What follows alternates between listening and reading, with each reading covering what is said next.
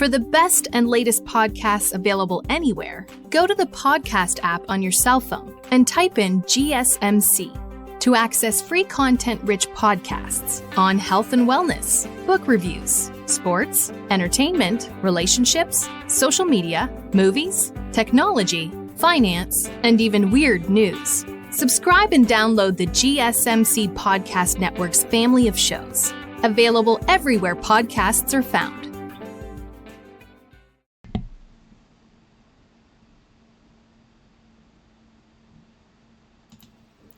All right, guys, welcome back to the show. This next segment, like I said, is a little bit different. We were originally going to do this yesterday, like I said, but I had some technical issues where I lost a good chunk, or actually all of the prep work that I did for this particular show. I lost all of that yesterday for some glitch that happened on my computer. It's just unfortunate, but every Wednesday is what I want to do with this mailbag segment, but since we missed last night's episode, we're going to do Thursday mailbag. So I have a number of questions that I got. I just basically put out a flyer for different social medias, so I got some friends, some family members even, came in with a comment, and then just some other people as well added in with some questions. Just a little way just to kind of keep you guys, engaged with the show as much as possible. And I thought it would be kind of a good segment to have, especially with how slow the news cycle is in the NFL right now. So first question comes from a friend of mine, comes from Dan, asking, how will Deebo Samuel help the Washington Commanders this year?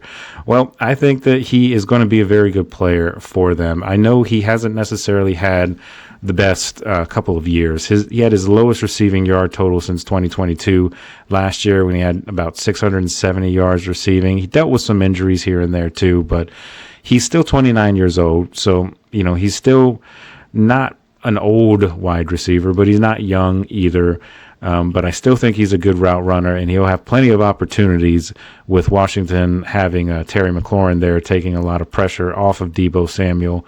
But at the same time, you're going to have to, attribute some or focus some defensive attention on Deebo Samuel, because he still is capable of making big plays. And with a guy like Jaden Daniels to potentially benefit from this, I think it's just a great signing for the Commanders. They didn't have to give much up for him. I just like what the Commanders are doing in the offseason altogether. But I like Deebo Samuel. I thought that was a very underrated move, and I think he can really help them, because he can, he's not going to be your number one receiver. They're not asking him to be that.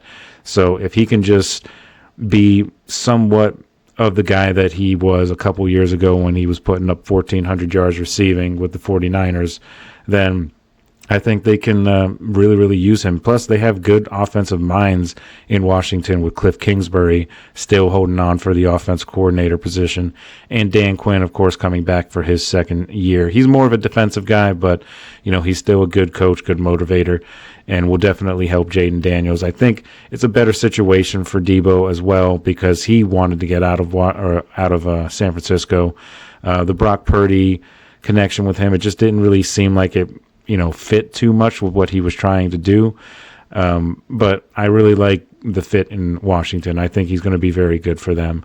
But we'll see what happens. So that's the first of the mailbag. So the next question is Steelers centric. I got this question actually from my dad, and I admittedly had to kind of adjust the question, because we can't really have some of the language used on this show, but that's just out of frustration, and I get it, because I've been there. We go back and forth on why we think the Steelers are not very good anymore. But the question is, why have the Steelers not prioritized the future of the team by trying to get a young quarterback instead of older quarterbacks such as Russell Wilson and Aaron Rodgers?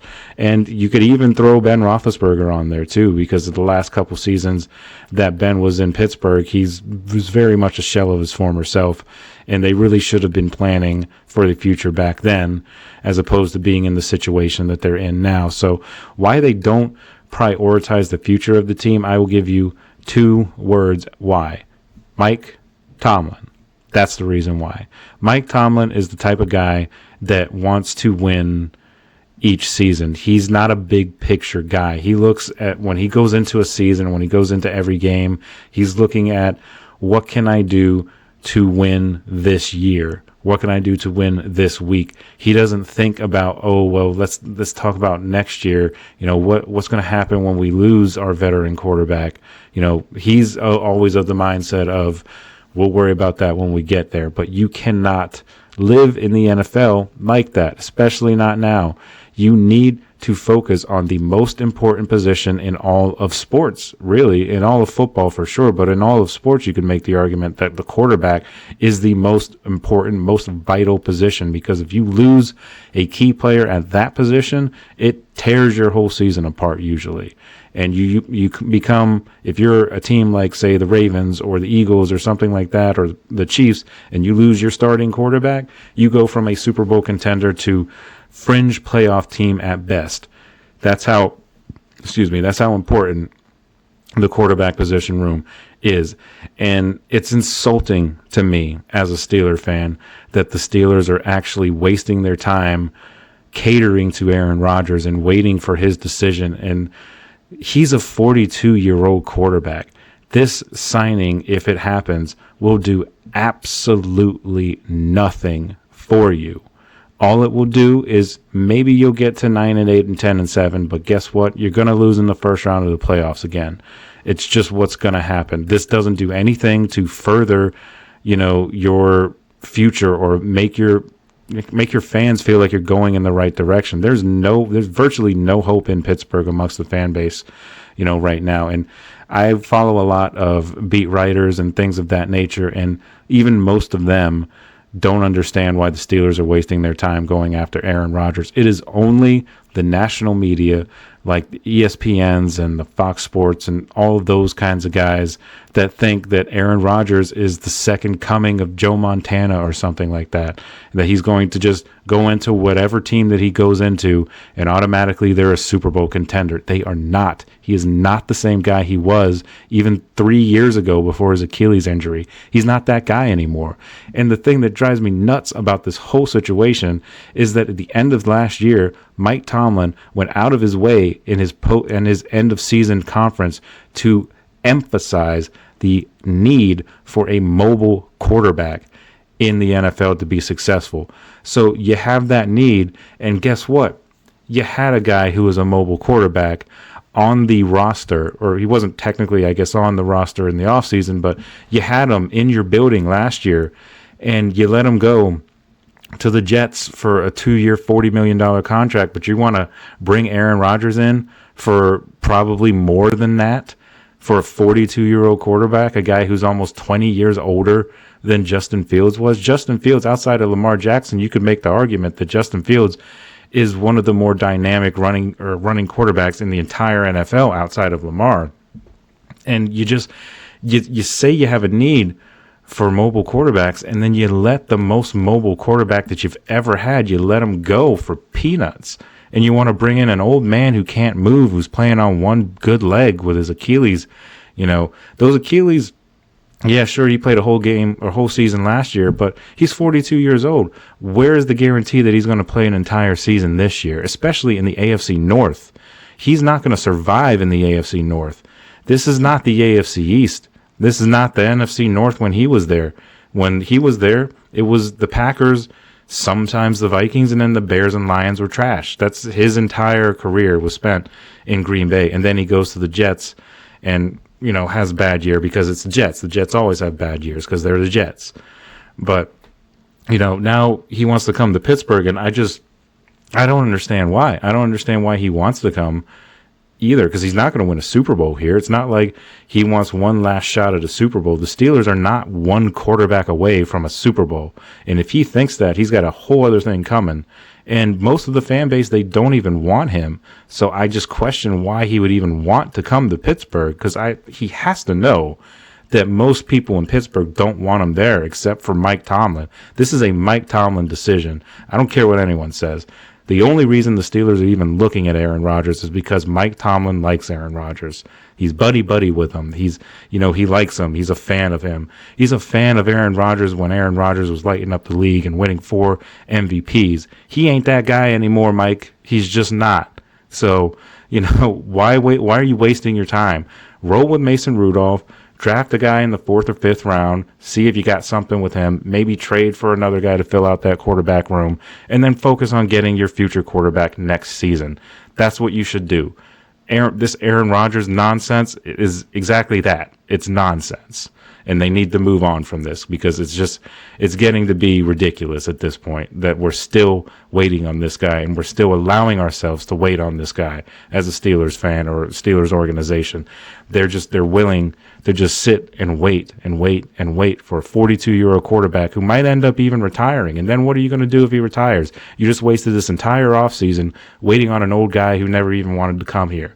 So it's an incredible lack of focus in the front office. They want to get – it's not just that quarterback, too, that they do this. They do this on defense, too. Take a look at Darius Slay.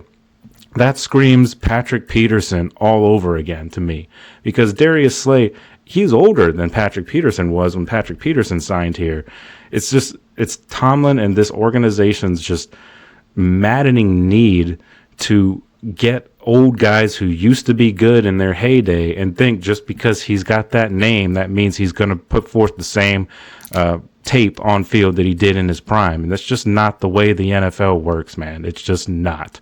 And they're never going to go anywhere until they get a whole new mindset in there, which this just leads to me wanting Mike Tomlin gone because they're going to be in this same boat each and every year until they have a new mindset, a mindset that wants to build the team and knows that it's going to take more than a year. You don't just go get some guy who used to be good in his prime and think he's going to just magically recover the fountain of youth, in your building. Russell Wilson didn't do it. Ben Roethlisberger didn't do it in his last 2 seasons.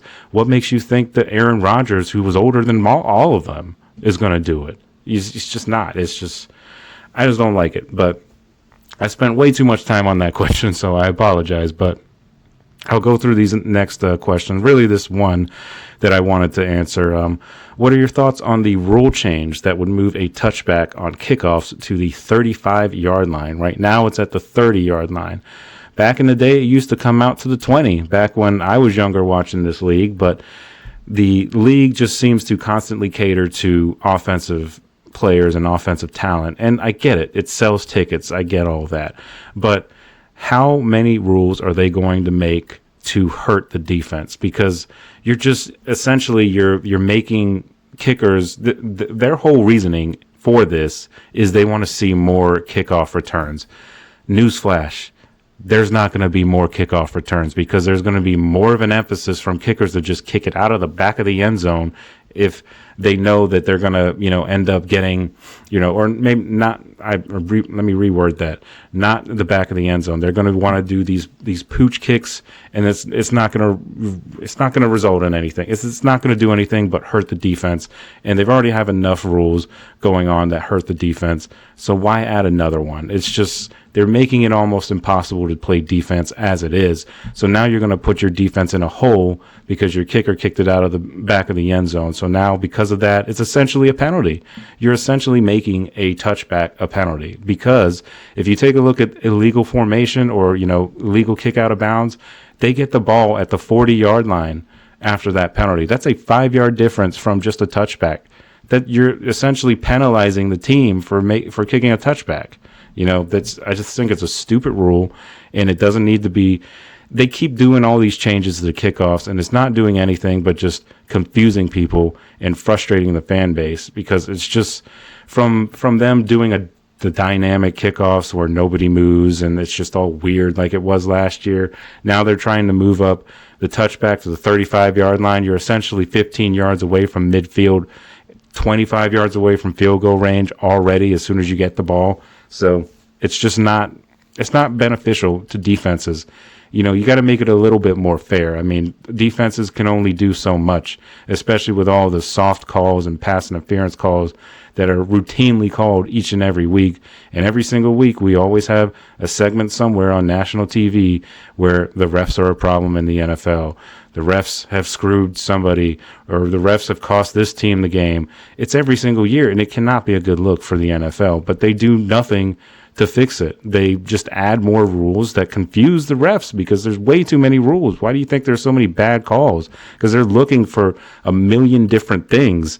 And of course they're bound to get a few wrong, and they tend to get a few wrong. And it's this whole ref mess is just the NFL's problem. I don't even necessarily blame the refs because they have a hard job. I get it. You know, sure, they, you know, make some pretty bad calls, but look at what they've got to go on. You know, they've got hundreds of different rules that they have to follow. Some rules you don't even know until they pull it up in a game. You know, they've got a lot of stuff that they have to study too. So it's a bad move from the NFL, period, in my opinion. So that's the Thursday mailbag. That segment went a little bit longer than I wanted it to. Kind of went on a little bit of a vent there when I talked about the Steelers. I tend to do that, and I need to watch that because I'm sure not everybody's a Steeler fan and wants to hear that. So, but regardless, it was a successful segment, I think. I thought it was a fun little thing to do, and looking forward to hopefully doing more of these Thursday or Wednesday mailbags. If you guys send in any questions or anything like that, we can answer them on air. That would be fun. So let's go ahead and take our final break. And when we come back, we're going to get into our final segment, switching gears a little bit. And we're going into college, and we're going to do some season outlooks. This time we're going to be doing the Florida Gators and what I think they might look at this coming season. So just stick with us, and we'll be right back right after this break.